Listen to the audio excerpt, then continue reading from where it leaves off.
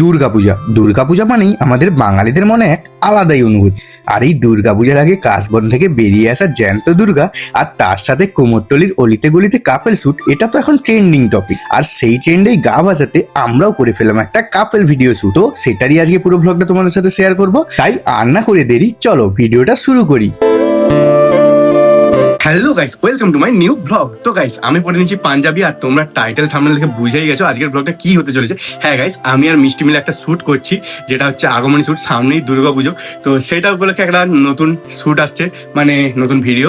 তো সেটার জন্য আজকে যাবো। আমি পরে নিচ্ছি রেড পাঞ্জাবি, আর ও পরবে কি শাড়ি তোমাদেরকে একটু পরে দেখাবো। এখন আমি আছি বাড়ি থেকে বেরোবো। আর আজকে ওয়েদারটা খারাপ, বৃষ্টি হচ্ছে, তো যেটার জন্য যেতে একটু মানে দেরি হচ্ছে, কারণ এখন বাইরে বৃষ্টি হচ্ছে। আমি এখন ভিডিওটা শুট করছি। তো চলো পুরো ভিডিওটা দেখতে থাকো, কেমন লাগলো জানিও। Let's go. আমি প্রায় 10-15 মিনিট ধরে ওয়েট করছি, আর বাইরে দেখো এরকম মুষলধারে বৃষ্টি হচ্ছে, দেখতে পাচ্ছ তোমরা। তো কিচ্ছু করার নেই, আজকে বৃষ্টি, আর আজকে ডেটটা ফিক্সড হয়েছে। আশা করি থেমে যাবে যখন আমরা শুট করব, তখন শ্যুটটা হবে। কিন্তু এখন আগে যেতে হবে, মেকআপ আর্টিস্ট আসবে, মেকআপ করতে মিষ্টিকে নিয়ে যেতে হবে আমাকে মহিষাদল।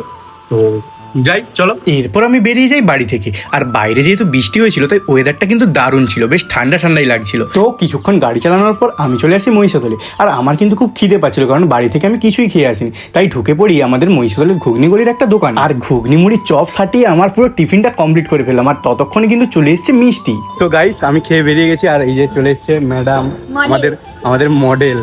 তো মিষ্টি, ফার্স্ট শুট, কেমন এক্সাইটমেন্টে আছে? প্রচুর তোমার সাথে শুট না, কাপেল শুট। আমারও ফার্স্ট শুট, ওরও ফার্স্ট শুট, আবার সেটা কাপেল শুট।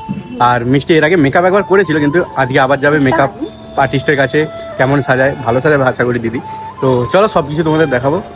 দেখি পাঞ্জাবিতে কেমন লাগছে, তুমি বলো। আমার তো ভালো লাগছে।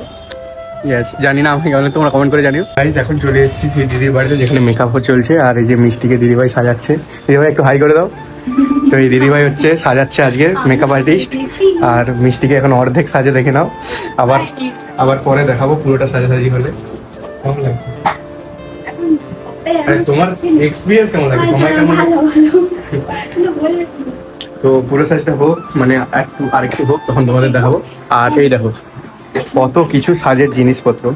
আমাদের ছেলেদের কিচ্ছু লাগে না, কিন্তু মেয়েদের এই দেখো কত কিছু। জাস্ট আমি তো কিছুর নামই বুঝতে পারছি না। এরপর মিষ্টিকে দিদিভাই সাজানো শুরু করে দেয়। আর আমাকে কিন্তু ভেতরেই পারমিশন দিয়েছিল বসার জন্য, তাই ক্যামেরা করছিলাম তোমাদের দেখানোর জন্য। আর এখানে জাস্ট জিনিসপত্র দেখো তোমরা। আর তুলি রং দিয়ে যা পাচ্ছে মুখের উপর তাই করছি। প্রথমে তো আমি একটু রাখাচ্ছিলাম মিষ্টিকে, আর সামনে শুধু মেকআপ দেখতে দেখতে আমার লাগছিল বোরিং। তাই আমি সব কিছু একটু ঘেটে দেখছিলাম জিনিসগুলো কি কি, আর নামগুলো পড়ার চেষ্টা করছিলাম। হতে পারে সেটা মাথার উপর দিয়ে যাচ্ছে, কিন্তু যাই হোক একটু দেখছিলাম। আর সত্যি বলতে দিদি কিন্তু খুব মন দিয়ে আর ভালোভাবে মিষ্টিকে সাজাচ্ছিল, অনেক ধৈর্য ধরে ধরে, যাতে একদম পারফেক্ট কাজটা হয়। আর প্রায় 3 ঘন্টার মতো মেকআপ করার পরে এবার আসলো চুলের কাজে। আর ফাইনালি হেয়ার স্টাইলও কমপ্লিট। তো চলো এবার ফাইনাল লুকটা তোমাদের দেখাই। ফাইনাল গাইস, প্রায় 3-3.5 ঘন্টা পরে রেডি হয়ে গেছে মিষ্টি। এই দেখো ফাইনাল লুক।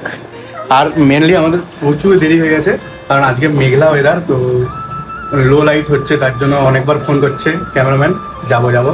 তো চলো বেরোনো যাক, তাড়াহুড়ো করে যেতে হবে। অনেকটা লোকেশনটা অনেকটা দূর, ঠিক আছে? আমি তো জানতাম না আগে, এখন পাঠাচ্ছে লাইভ লোকেশন, দেখছি অনেক দূর।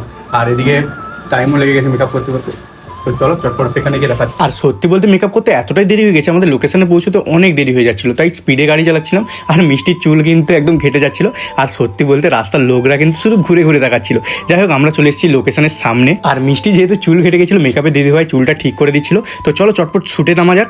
তো এরপরে আমাদের এই যে ক্যামেরাম্যান শ্যুট করছিল। তো ফাইনালি অনেকক্ষণ ধরে শ্যুট হচ্ছিল। আর এখানে ঠাকুরগুলো কিন্তু খুব সুন্দর তৈরি হচ্ছে, দেখতে পাচ্ছ। কিন্তু একটু পরে দেখি পাড়ার পুরো লোকরাই চলে এসছে আমাদের দেখার জন্য। ভিড়টা দেখো গাইস। আর পাবলিকলি এটা যেহেতু আমাদের প্রথম শ্যুট ছিল, তাই একটু লজ্জাই লাগছিল। যাই হোক, এরপর ভালোভাবে শ্যুট করলাম, ঠিক আছে? এর রেজাল্ট কিন্তু তোমরা আমাদের ইনস্টাগ্রাম অ্যাকাউন্ট, ফেসবুক অ্যাকাউন্ট আর ইউটিউবে সবাই পেয়ে যাবে। তো গাইস, তোমরা বিহাইন্ড দ্য সিন দেখলে, ঠিক আছে? আমার কাছে ক্যামেরা ছিল না, যাকে দিয়েছিলাম সে কেমন করেছে জানি না। এবার হবে আউটডোর শ্যুট, তাই এই রাস্তা হেঁটে যাচ্ছি। সামনে চলে গেছে ক্যামেরাম্যানরা, আমরা যাচ্ছি পেছনে, ঠিক আছে? হ্যাঁ, কারণ আমরা জানি আমরা না গেলে শ্যুটই হবে না, কারণ আমরাই মডেল, ঠিক আছে? তো মিষ্টিকে কেমন লাগছে তোমরা কমেন্ট করে জানিও। আর আমার তো চুল ঘেটে গেছে পুরো। যাই হোক, তোমরা দেখছো এতক্ষণ, তার জন্য থ্যাংক ইউ। এরপর আউটডোরের যে ক্লিপগুলো ছিল সেগুলো নেওয়া কমপ্লিট হয়ে গেছে। তো ফাইনালি আমাদের এই বছরের কাপেল শ্যুট কমপ্লিট। গাইস, আমাদের শ্যুট শেষ, আর এই যে সবাই বাড়ি যাচ্ছে, রেডি হয়ে গেছে। তো চলো একদম আমরাও একদম ড্রেস টেস চেঞ্জ করে যেতে হবে, কারণ অনেকক্ষণ দিয়ে শাড়ি পরে আছে মিষ্টি। তো লেটস গো, চলো। টাটা। তো গাইস ফাইনালি মেকআপ তুলে নিয়েছে মিষ্টি। তো আজকের ব্লগটা পুরোটা দেখলে তোমরা কেমন লাগলো জানিও। অবশ্যই তো খুব টায়ার্ড আছি, এবার বাড়ি যাবো। আজকের মতো টাটা। টাটা।